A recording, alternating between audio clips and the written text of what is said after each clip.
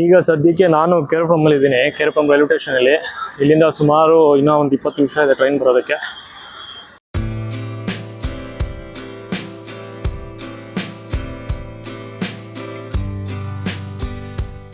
Actually ಈ Lalbagh express train ಬಂದರೆ ನಮಗೆ ಸೀಟ್ಗಳು ಸಿಗೋದು ತುಂಬ ಕಷ್ಟ. ಯಾಕಂದರೆ ಬೆಳಗ್ಗೆ ಎಲ್ಲ ಕೆಲಸ ನೈಟ್ ಶಿಫ್ಟ್ ಮುಗಿಸ್ಕೊಂಡು IT ಕಂಪ್ನಿಯವರು ಇವರು ನೈಟ್ ಶಿಫ್ಟ್ ಎಲ್ಲ ಮುಗಿಸ್ಕೊಂಡು ಮತ್ತು ಬೇರೆ ಕಡೆ ಹೋಗೋರೆಲ್ಲ ಮಾರ್ನಿಂಗು ಟ್ರೈನಿಗೆ ಬರ್ತಾರೆ.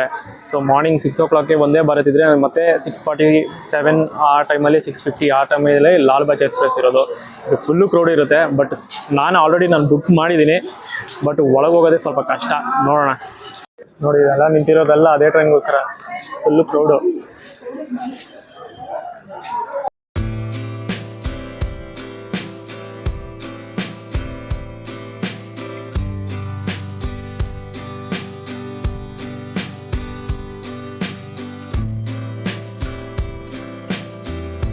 ಅವರಿಗೂ ಟ್ರೈನ್ ಬಂದು ಸುಮಾರು ಒಂದು 20 ನಿಮಿಷ ಡಿಲೇ ಆಗಿದೆ. ಸೊ 12:15 ಚೆನ್ನೈ ರೀಚ್ ಆಗುತ್ತೆ.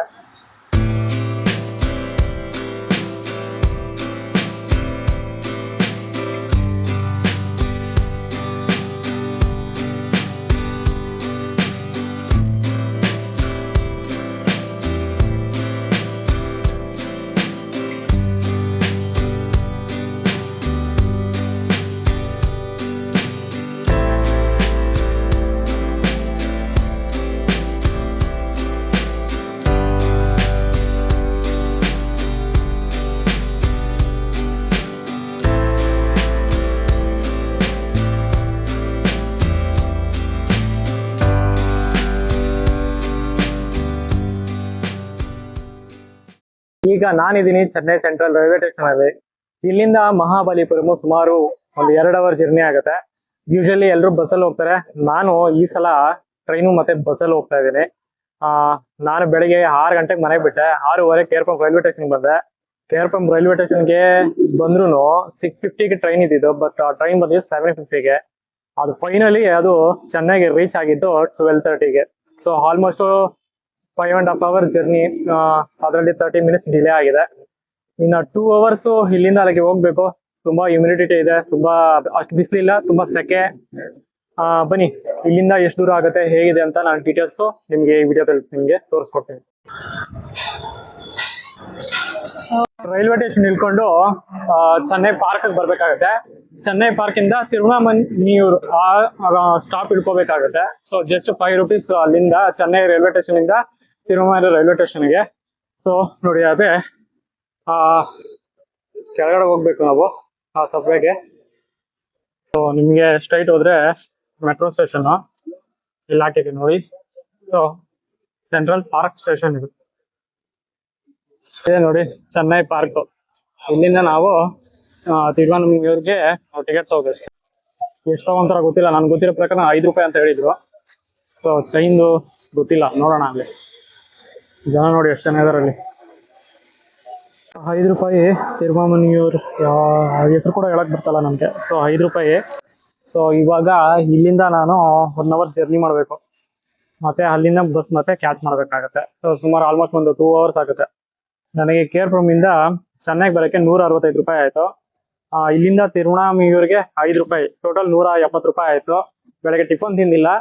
ಟ್ರೈನಲ್ಲಿ ನನ್ಗೆ ಇಷ್ಟ ಆಗಲ್ಲ. ಅದಕ್ಕೋಸ್ಕರ ಇವಾಗ ಔಟ್ ಸೈಡ್ ತಿರುವನಮಣಿಯೂರ್ ಟ್ರೈನ್ ಇಟ್ಕೊಂಡು ಅಲ್ಲಿ ಊಟ ಮಾಡ್ಬಿಟ್ಟು ಆಮೇಲೆ ಬಸ್ ಕ್ಯಾಚ್ ಮಾಡೋಣ. ನಾನು ಚೆನ್ನೈ ಪಾರ್ಕು ಮತ್ತೆ ಪಾರ್ಕ್ ಟೌನು ಎರಡನ್ನೂ ಕನ್ಫ್ಯೂಸ್ ಮಾಡ್ಕೊಂಡ್ಬಿಟ್ಟು ಚೆನ್ನೈ ಪಾರ್ಕ್ ಬಂದ್ಬಿಟ್ಟಿದ್ದೀನಿ. ಇವಾಗ ಇಲ್ಲಿ ಯಾರನ್ನೋ ಕೇಳಿದೆ ಎಷ್ಟೊತ್ತು ಬರುತ್ತೆ ಟ್ರೈನು ಅಂತ. ಇಲ್ಲಿ ಬರಲ್ಲ ಅಂತ ಹೇಳಿದ್ರು. ಸೊ ಹಾಗೆ ಸ್ಟ್ರೈಟ್ ಹೋಗ್ತಾ ಇದ್ದೀನಿ. ಸೊ ಹಿಂಗೆ ಹೋದ್ರೆ ಪಾರ್ಕ್ ಟೌನ್ ಸಿಗುತ್ತಂತೆ.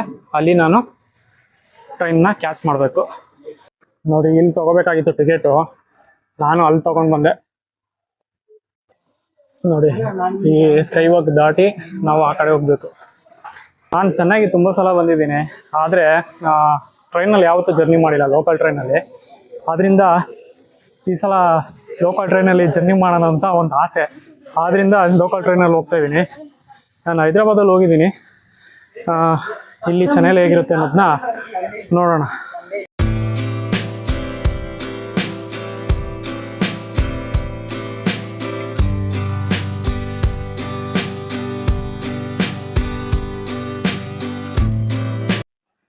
ನಾನು ಈ ವಿಚಾರ ಹೇಳಲೇಬೇಕು. ಲೋಕಲ್ ಟ್ರೈನ್ ಅಲ್ಲಿ ಬಂದ್ರೆ ಈ ಚೆನ್ನೈ ಮಹಾನಗರ ಹೆಂಗಿದೆ ಅಂತ ಇವಾಗ ಗೊತ್ತಾಯ್ತು ನನಗೆ. ನಾನು ಚೆನ್ನೈಗೆ ತುಂಬಾ ಸಲ ಬಂದಿದ್ದೀನಿ, ಆದ್ರೆ ಈಗ ನೋಡಿದಂತ ವಾತಾವರಣ ನಾನು ಯಾವತ್ತೂ ನೋಡಿಲ್ಲ. ಅಷ್ಟು ಕೆಡದಾಗಿತ್ತು. ಎಲ್ಲಿ ನೋಡಿದ್ರು ಗಾರ್ಬೇಜು. ಈ ಲೋಕಲ್ ಟ್ರೈನ್ ಎಲ್ಲ ಓಡಾಡೋದೆಲ್ಲ ಈ ಮೋರಿ, ಹಾಜಾರ್ ನದಿ ಮತ್ತೆ ಗಾರ್ಬೇಜ್ ಇರುವಂತಹ ಜಾಗಗಳಲ್ಲಿ ಸ್ಲಮ್ಮು ತುಂಬಾ ವರ್ಸ್ಟ್ ಆಗಿದೆ. ನಾನು ಸೌತ್ ಇಂಡಿಯಾದಲ್ಲಿ ಆಲ್ಮೋಸ್ಟ್ ಎಲ್ಲಾ ಸಿಟಿಗಳಲ್ಲೂ ಓಡಾಡಿದ್ದೀನಿ, ಮೈನ್ ಸಿಟಿಗಳಲ್ಲಿ. ಆದ್ರೆ ಚೆನ್ನೈ ಅಷ್ಟು ಕೊಳುಕು ಯಾವ್ದು ಇಲ್ಲ. ನಾನು ವಿಡಿಯೋ ಮಾಡ್ಬೇಕಾಗಿತ್ತು, ಆದ್ರೆ ತುಂಬಾ ಜನ ನೋಡ್ತಾ ಇದ್ರು, ಏನೋ ಅನ್ಕೊಂತಾರೆ ಏನಪ್ಪ ಇದನ್ನೆಲ್ಲ ವಿಡಿಯೋ ಮಾಡ್ತಾ ಇದ್ದಾನೆ ಅಂತ. ಆದ್ರಿಂದ ನಾನು ಅದನ್ನ ವಿಡಿಯೋ ಮಾಡಕ್ ಹೋಗ್ಲಿಲ್ಲ, ಬೇಜಾರ್ ಮಾಡ್ಕೊಂತಾರ ಅಂತ. ಅಷ್ಟೆಲ್ಲ ಯಾರಾದ್ರೂ ನನ್ನ ಚೆನ್ನೈ ಫ್ರೆಂಡ್ಸ್ ಈ ವಿಡಿಯೋ ನೋಡ್ತಾ ಇದ್ರೆ ನಾನು ಕ್ಷಮೆ ಕೇಳ್ತೀನಿ. ಬಟ್ ಇರೋ ಫ್ಯಾಕ್ಟ್ ನಾನು ಹೇಳ್ತಾ ಇದ್ದೀನಿ ಅಷ್ಟೇ. ಹೊಟ್ಟೆ ಹಸಿತಾಯ್ತು, ಯಾವ್ದು ಹೋಟ್ಲು ಕಾಣಿಸ್ಲಿಲ್ಲ. ಆದ್ರಿಂದ ಯಾವ್ದು ಹೋಟ್ಲಿಗೆ ಬಂದೆ, ಯಾವ್ದೋ ಈ ಹೋಟ್ಲ್ ಹೆಸರು ಕೂಡ ಗೊತ್ತಿಲ್ಲ, ಏನೋ ಮೈಲೇಟ್ ಮ್ಯಾಜಿಕ್ ಅಂತ ಈ ಹೋಟ್ಲಿಗೆ ಬಂದೆ.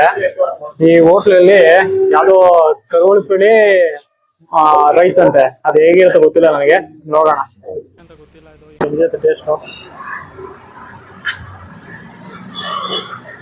ಅದು ಹೆಂಗ್ ತಿನ್ನೋದು ಕೂಡ ಗೊತ್ತಾಗ್ತಲ್ಲ ನನಗೆ.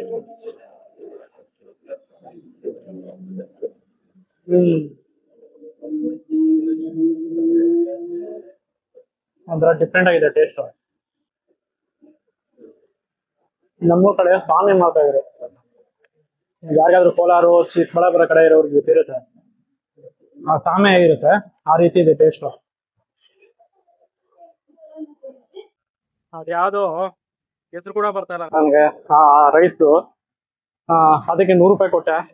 ಏನ್ ಅಷ್ಟೊಂದು ಹೊಟ್ಟೆ ತುಂಬಲಿಲ್ಲ ನನಗೆ. 100 ರೂಪಾಯಿ, ನಮ್ ಕಡೆ 100 ರೂಪಾಯಿಗೆ ಊಟನೇ ಬಂದ್ಬಿಡ್ತಾ ಇತ್ತು, ಹೊಟ್ಟೆ ತುಂಬಾ ತಿನ್ಬೋದಾಗಿತ್ತು. ಇವಾಗ ಸಮಯ ಹಂಗಿದೆ, ಏನ್ ಮಾಡಕ್ ಆಗಲ್ಲ. ಆಗತ್ತೆ ಟ್ರಾವೆಲ್ ಅಲ್ಲಿ ಈ ತರ ಎಲ್ಲ ಆಗತ್ತೆ. ನೋಡಿ ಸಿಗ್ನಲ್ ಅಲ್ಲಿ ಚೆನ್ನೈ ಮತ್ತೆ ಪಾಂಡಿಚೇರಿ ಕಡೆ ಎಲ್ಲ ಅಲ್ಲಿ ಹಾಕಿದಾರೆ ನೋಡಿ. ಸಿಗ್ನಲ್ ಅಲ್ಲಿ ನಿಂತ್ಕೊಂಡಾಗ ಆ ತರ ಸಿಗ್ನಲ್ ಬೀಳುತ್ತಲ್ಲ, ಅವಾಗ ಈ ತರ ಅವ್ರಿಗೆ ನೆರಳು ಬೀಳೋದಕ್ಕೆ ಈ ತರ ಹಾಕ್ತಾರೆ. ಈ ರೀತಿ ನಾನು ಪಾಂಡಿಚೇರಿಯಲ್ಲೂ ಸಹ ನೋಡಿದ್ದೆ. ಈಸ್ಟ್ ಕೋಸ್ಟ್ ರೋಡ್ ಅಂತ ಹಾಕಿದ್ದಾರೆ. ಸೊ ಇದೆಲ್ಲ ECR ಕಡೆ ಹೋಗುವಂತ ರಸ್ತೆ.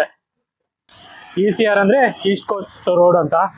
ಈ ಮಾರ್ಗದಲ್ಲಿ ನಿಮ್ಗೆ ಚೆನ್ನೈ, ಕೋವಲಂ ಬೀಚು ಮತ್ತೆ ಮಹಾಬಲಿಪುರಮು ಮತ್ತೆ ಪಾಂಡಿಚೇರಿ ಟಿಲ್ ಕನ್ಯಾಕುಮಾರಿವರೆಗೂ ಇದೆಲ್ಲ ನಿಮ್ಗೆ ECR ಬರುತ್ತೆ, ಈಸ್ಟ್ ಕೋಸ್ಟ್ ರೋಡು.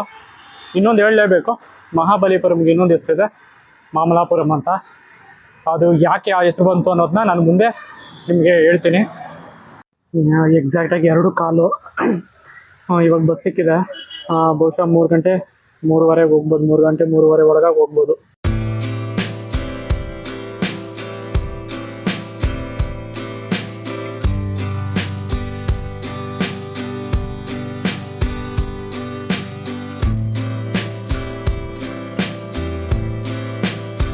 ಹೋಗ್ಬೇಕಂದ್ರೆ ಈಗ ಹೋಗ್ಬೇಕಾಗುತ್ತೆ ಈ ರೋಡಲ್ಲಿ. ಬಟ್ ಬಸ್ ಇಲ್ಲೇ ನಿಲ್ಲಿಸ್ತಾನೆ, ಇಲ್ಲಿ ನಿಲ್ಲಿಸ್ಬಿಟ್ಟು ನೀವು ಬೇಕಾದ್ರೆ ಆಟೋ ಹಿಡ್ಕೊಂಡು ಆ ಕಡೆ ಹೋಗ್ಬೋದು. ನಮ್ಮದು ಬಜೆಟ್ಟು ಟ್ರಾವೆಲು. ಸೊ ನಾನು ಒಂದು 500 ಕೊಟ್ಟೆ, ಸಿಂಗಲ್ ಬೆಟ್ಟು, ನಾನ್ AC. ಪರವಾಗಿಲ್ಲ, ಓಕೆ, ಫ್ಯಾನ್ ಎಲ್ಲ ಇದೆ. ಬೆಂಗಳೂರಿಂದ ಮಹಾಬಲಿಪುರಂಗೆ ಅಥವಾ ಮಾಮಲಾಪುರಂಗೆ ಒಂದು ಟ್ರೈನ್ ಮತ್ತೆ ಬಸ್ ಜರ್ನಿ. ಐ ಹೋಪ್ ನಿಮಗೆ ಈ ವಿಡಿಯೋ ಇಷ್ಟ ಆಗಿದೆ ಅನ್ಕೊಂಡಿದ್ದೀನಿ. ಇಷ್ಟ ಆಗಿದ್ರೆ ದಯವಿಟ್ಟು ಲೈಕ್ ಮಾಡಿ, ಸಬ್ಸ್ಕ್ರೈಬ್ ಮಾಡಿ, ಪಕ್ಕದಲ್ಲಿ ಕಾಣುವಂತ ಬೆಲ್ ಬಟನ್ ಸಹ ಒತ್ತಿ. ಇನ್ನು ಮುಂದಿನ ವಿಡಿಯೋದಲ್ಲಿ ಈ ಮಹಾಬಲಿಪುರಂನ ಎಕ್ಸ್ಪ್ಲೋರ್ ಮಾಡೋಣ. ಮತ್ತೆ ಆವಾಗ ಸಿಗ್ತೀನಿ. ಟಾಟಾ, ಬಾಯ್ ಬಾಯ್.